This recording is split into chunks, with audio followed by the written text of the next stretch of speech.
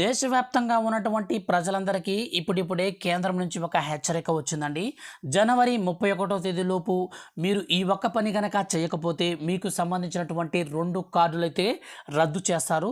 వీడియోలోకెళ్ళి పూర్తి వివరాలు తెలుసుకుందాం. ఈ వీడియోని మీ యొక్క ఫ్రెండ్స్ అండ్ ఫ్యామిలీకి అందరికీ కూడా షేర్ చేయండి.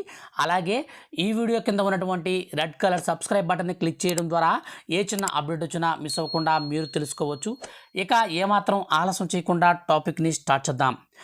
మన యొక్క దేశవ్యాప్తంగా ఉన్నటువంటి ఎంతో ప్రజలందరికీ కూడా చాలా ప్రతిష్టాత్మకంగా ఉన్నటువంటి గుర్తింపు కార్డుల్లో రేషన్ కార్డు చాలా ప్రాముఖ్యమైనది. ఈ యొక్క రేషన్ కార్డు కింద ఆహార భద్రతా చట్టం కింద కార్డులో ఉన్నటువంటి ప్రతి వ్యక్తికి సబ్సిడీ రేట్ల కింద మన యొక్క కేంద్ర మరియు రాష్ట్ర ప్రభుత్వాలు సబ్సిడీ రేట్లకే మనకు రేషన్ సరుకులను అయితే పంపిణీ చేస్తుంటారు.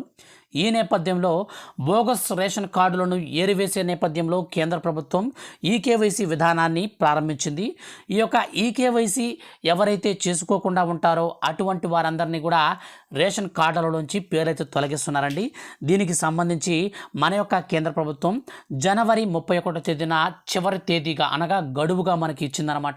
జనవరి 31 లోపు అర్హత ఎవరికైతే ఉంటుందో అనగా కార్డులో పేరు ఉన్నటువంటి ప్రతి ఒక్క వ్యక్తి కూడా ఈకేవైసీ నమోదు చేసుకోవాలి. ఈ యొక్క ఈకేవైసీ అంటే ఏం లేదండి, మీ యొక్క ఆధార్ కార్డుతో రేషన్ కార్డుకి లింక్ చేసుకోవడం అన్నమాట. సో ఇది మనకు తెలంగాణ రాష్ట్రంలో కనుక చూసుకున్నట్లయితే తెలంగాణలో రేషన్ డీలర్స్ ఉంటారండి. రేషన్ డీలర్స్ దగ్గరికి మీరు వెళ్తే ఈ పాస్ మిషన్ ఉంటుంది. ఈ పాస్ మిషన్ ద్వారా మీరు వేలిముద్ర అనేది వేసి మీరు నమోదైతే ఈకేవైసీ చేసుకోవచ్చు.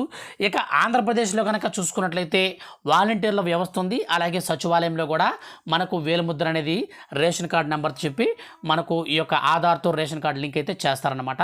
సో బాగా గుర్తుపెట్టుకోండి, జనవరి 31 తర్వాత రద్దు అవ్వకుండా ఉండాలంటే ఖచ్చితంగా మీరు ఈకేవైసీ చేసుకోవాలి.